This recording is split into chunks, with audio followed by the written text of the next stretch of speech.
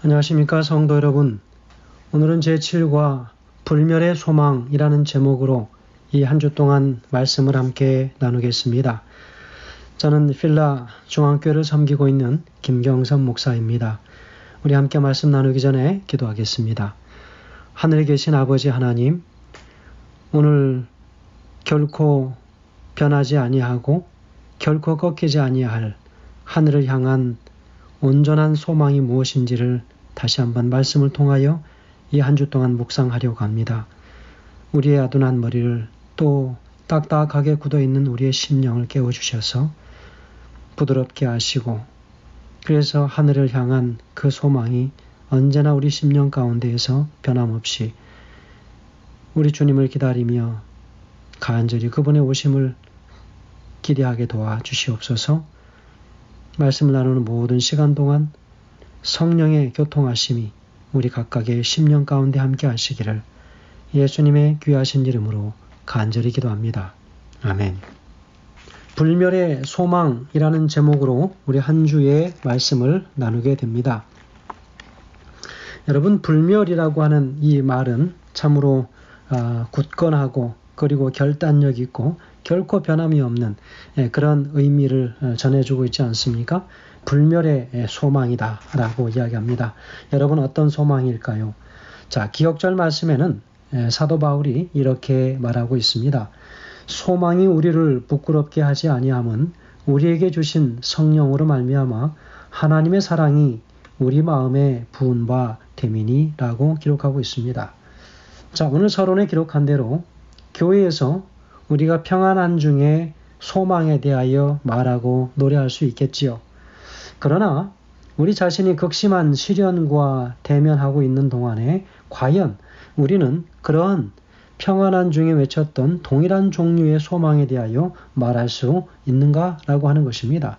여러분 어떻겠습니까? 결코 쉬운 일이 아니겠죠. 그러나 우리가 말하고 우리가 끊임없이 우리 심령 가운데에서 읊조려야 할 소망은 바로 우리가 가장 극심하고 어려움 중에 있는 그런 상황 속에서라도 여전히 변함없는 소망을 노래하고 고대하는 것, 그것이 바로 올바른 그리스도인들이 우리가 가져야 할 소망에 관한 자세가 아닌가 생각이 됩니다. 상황이 우리를 압박해 올 때 우리는 이 모든 것, 특별히 하나님의 지혜에 대해서 의문을 품기 시작하지 않습니까? 과연 하나님께서 이렇게 하실 수 있는가? 여러분, 로마서 5장 5절에서는 소망이 부끄럽게 아니함은 우리에게 주신 성령으로 말미암아 하나님의 사랑이 우리 마음에 부은 바 됨이니라고 이야기하지 않습니까? 여러분, 소망이 무엇입니까? 무엇을 뜻하는 것입니까? 여러분, 대체로 우리가 그 단어를 사용하는 방식에는 확실성이 결여되어 있죠. 일종의 희구 같다라고 우리가 말할 수 있지 않겠습니까? 그러나 바울은 그 단어를 그런 식으로 사용하지 않습니다. 그에게 소망은 확실성을 뜻하고 있는 것이죠. 소망은 일말의 의심도 암시하지 않습니다. 재림의 복스러운 소망에 대해서 말할 때 사도 바울은 그가 사건이 발생할 수도 있고 발생하지 않을 수도 있는 단순한 희구에 불과하다고 제시하지 않습니다. 재림은 확실한 것이죠. 문제는 재림이 언제 있을까이지 정말 있을까라고 하는 것이 아니지요. 그래서 사도 바울은 오늘의 성경절에서 바로 그 단어를 그와 같은 방식으로 말하고 사용하고 있습니다. 바울이 로마서에서 소망이 부끄럽게 하지 않을 것이라고, 다시 말하면 실망시키지 않을 것이라고 로마인들에게 말할 수 있었던 것은 바로 그런 이유 때문이었습니다. 물론 그는 일반적인 소망이 아니라 그리스도인의 소망에 대하여 말하고 있는 것이지요. 웨인 후퍼라고 하는 사람은 이렇게 얘기합니다. 그가 작사한 위대한 찬미가 중에 그리스도인 소망의 확신성을 담아내고 있는 노래입니다.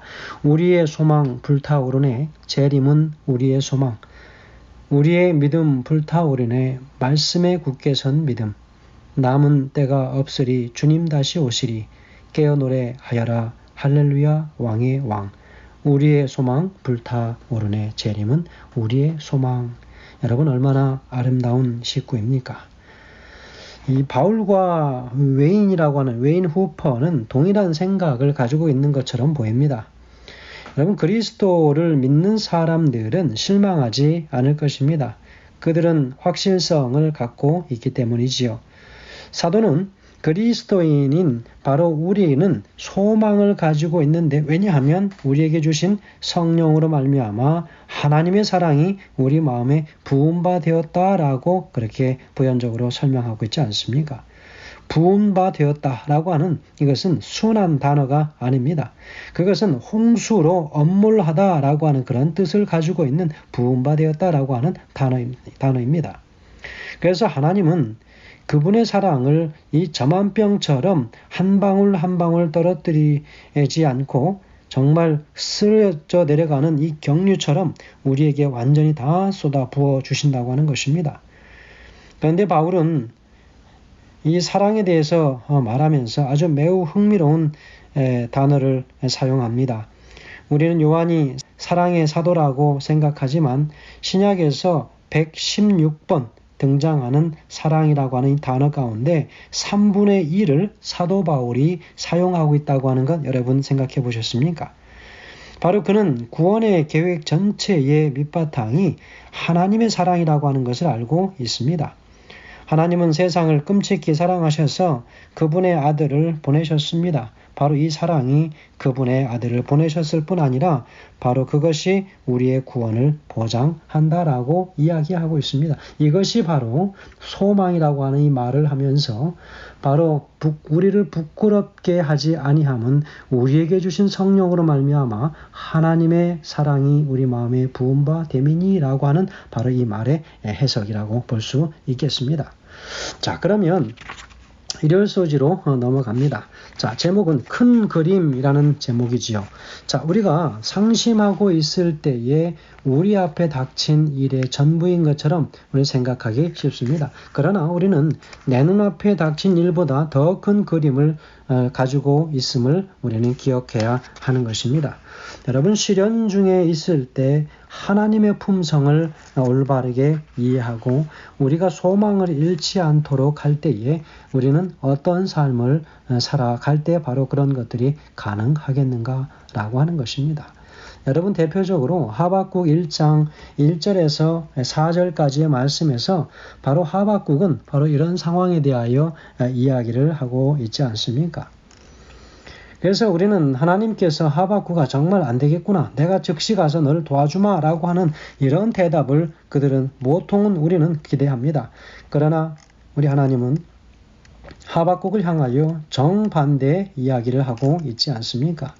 바로 그 말씀의 본문이 하박국 1장 5절에서 11절의 말씀들이 바로 그것입니다.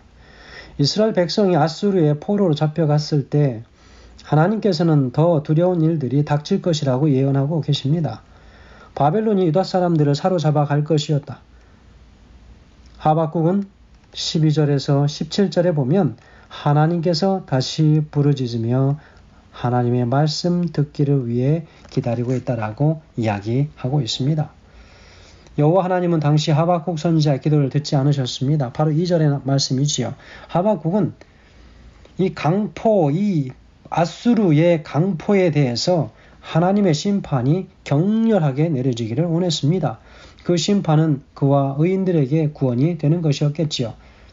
그런데 왜 하나님의 구원이 없는가? 하나님은 어느 때까지 듣지 아니하실 것인가? 라고 질문할 수 있겠습니다. 이런 의문에서 하박국 선지자는 말문을 엽니다. 그가 문제 삼은 강포라고 하는 이것은 아주 극렬하게 그들을 억압하고 누르는 것입니다. 자기 동료를 해할 정도의 극심한 도덕적 파괴를 이야기하고 있습니다. 그래서 이야기하지요. 여호와여 어느 때까지니까 나를 영영히 잊으시나이까? 주의 얼굴을 나에게서 언제까지 숨기시겠나이까? 라고 시편 13편 1절에서 그렇게 이야기하지 않습니까? 여러분, 하박국은 악이 공의를 무너뜨리는 모순된 상황을 거듭해서 강조합니다. 바로 3절에서 그 말씀을 하고 있습니다. 자, 그러면서 유다의 부패한 사회적 현실을 왜 그냥 묵과하십니까? 라고 이야기하는 것입니다. 변론과 분쟁, 그리고 간과 폐역, 그리고 겁탈과 강포가 있다라고 이야기하면서 바로 이 시대에 유다가 겪고 있었던 사회적 문제였습니다. 그래서 바로 이것을 하나님의 율법으로 심판해 주시기를 간구하지 않습니까? 그러나 그 시대는 율법이 해이해졌고 공의가 전적으로 시행될 수 없었던 그런 시대, 바로 4절에서 이야기하고 있습니다. 그래서 여기서 율법과 공의가 언급된 것은 바로 이 사회가 외적 압제보다도 내적 부패를 겪고 있었다고 하는 것을 이야기합니다. 여러분, 이 말씀과 오늘 제목인 큰 그림이라고 하는 것을 우리가 어떻게 대비시켜서 볼 수 있겠습니까? 자, 여기 하박국서의 하박국 2장 2절에서 3절까지 말씀을 우리가 살펴보면 그 부분을 우리가 충분히 이해할 수 있지 않을까 생각이 됩니다. 자, 왜 사악한 압제자로 하여금 의인을 삼키도록 허용하시는가? 그것이 바로 하박국이 오늘 답답해하고 있는 모습이지요. 거룩하신 하나님, 바로 그분은 하박국이 이 두 번째 질문 또는 이 탄식에 응답하십니다. 하박국이 응답을 바로 어떤 판이나 혹은 돌, 점토, 그리고 금속 혹은 나무 그것들 중에 어느 하나에 기록해서 사람들로 하여금 볼 수 있도록 알려야 했습니다. 이사야도 이러한 명령을 받은 적이 있지 않습니까? 이사야서 8장 1절 말씀에 보면 바로 그렇습니다. 30장 8절에서도 그 말씀이 있지요. 여호와께서는 하박국에게 한 가지 주의를 주셨습니다. 그것은 기다리는 것을 배울 필요가 있다라고 하는 것입니다. 바로 이 묵시는 정한 때가 있나니 그 종말이 속히 이르겠고 비록 더딜지라도 기다리라. 지체되지 않고 정령 응하리라 라고 하박국 2장 3절에서 이야기하십니다. 하박국은 약속과 성취 사이에 살고 있었습니다. 사람들의 생각으로는 속히 이루어지기를 바랐겠지만 교만한 바벨론을 멸망시키는 것은 하나님의 정한 때에 이루어질 일이었습니다. 그것을 바로 하박국은 보도록 하였고 하박국을 통하여 이스라엘 백성들이 보도록 한 것입니다. 바로 그는 이미 약속은 받았지만 그것의 성취는 미래에 있을 일이라고 하는 것이죠. 그래서 그는 하나님의 약속을 든든히 믿고 믿음으로 살아가야 했습니다. 세상을 주관하는 것은 하박국의 임무가 아니라 하나님께 속한 것이었습니다. 다만 하박국은 주권자 하나님을 의지하는 믿음 안에서 살아야만 할 의무가 있을 따름이었죠. 여러분, 이것이 바로 하박국이 알기를 원하셨던 우리 하나님의 마음이었습니다. 여러분, 우리가 시련이 닥쳐올 때 우리가 그것이 바로 이루어지기를 우리는 간절히 소원하지 않습니까? 그러나 우리 하나님께서는 기다리라고 말씀하십니다. 여러분, 우리는 하박국서 3장에 기록된 선지자의 기도를 우리가 묵상해 볼 필요가 있습니다. 하박국이 그와 같은 믿음의 기도를 드릴 수 있었던 바로 그 이유가 무엇인가? 여러분, 우리 주변에 이미 큰 악이 둘러져 있습니다. 성경은 더 심각한 일이 다가올 것이라고 예언하기도 합니다. 하박국이 살아남을 수 있었던 비결은 그가 더 큰 그림을 볼 기회를 얻은 것에 있다라고 이야기합니다. 그로 인해서 하박국은 하나님께서 미래에 행하실 일을 믿고 또 3장에 있는 이 말씀들처럼 하나님을 향해서 놀라운 감사의 기도를 드릴 수 있게 되는 것입니다. 여러분, 시련이 닥쳐올 때에 그 뒤에 감춰져 있는 하나님의 선하신 뜻과 계획을 발견하기 위해서 우리는 어떠한 노력을 해야 할까요? 하나님 앞에 기도하면서 참아 기다리라 라고 이야기하고 있지 않습니까? 이 묵시는 정한 때가 있나니 그 종말이 속히 이르겠고 비록 더딜지라도 기다리라. 지체치 않고 정령 응하겠다 말씀하셨습니다. 여러분, 재림 성도는 기다림의 신학의 성도들입니다. 기다림에 능한 백성들이 바로 재림 신앙 성도들입니다. 성도 여러분, 특별히 하나님께서는 오늘 우리에게 한 가지 깨닫기를 원하시는 것, 바로 더 큰 그림을 보도록 하는 것. 오늘 여기에서는 참아 기다리라고 이야기하고 있습니다. 영감의 글에는 이렇게 기록합니다. 부조와 선지자 596페이지에는 기록하기를 보이지 않는 세계를 보라.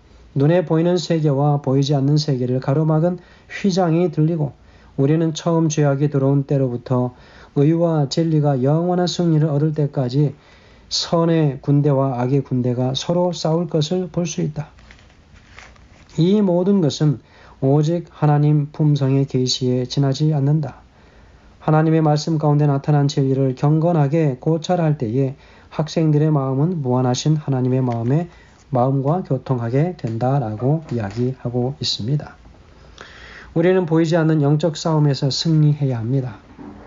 여러분, 차마 기다리기 위하여는 아직 이루어지지 않았지만 그 속에 하나님의 뜻이 무엇인지를 이미 내다볼 수 있는, 미래를 바라볼 수 있는 안목이 오늘 우리에게 필요합니다. 영적 안목이 필요한 것이죠. 성도 여러분, 우리 주님께서 오늘도 우리를 향하여 기다리고 차마 기다리라. 분명 그분께서 정하신 그것은 모든 것들이 다 속히 이루어질 것이다. 지체치 않고 정령 응하리라 라고 이야기하는 하박국 2장 3절의 말씀처럼 반드시 이루어질 것을 우리가 너무 그것을 서둘러서 앞당기거나 혹은 그것을 알고자 하여 답답한 마음에 사고를 쳐버리는 그런 누를 범하지 않게 되길 간절히 소원합니다. 성도 여러분, 당장 고통이 있을지라도 그러나 잠깐 후면 우리 주님께서 이 모든 것들을 풀어 해결하실 것을 믿고 기다리는 그 신앙이 오늘 우리에게 더더욱 필요한 그런 때에 살고 있음을 다시 한번 오늘 깨닫게 해주시는 그런 말씀임을 기억하면서 오늘 말씀을 줄이겠습니다. 감사합니다.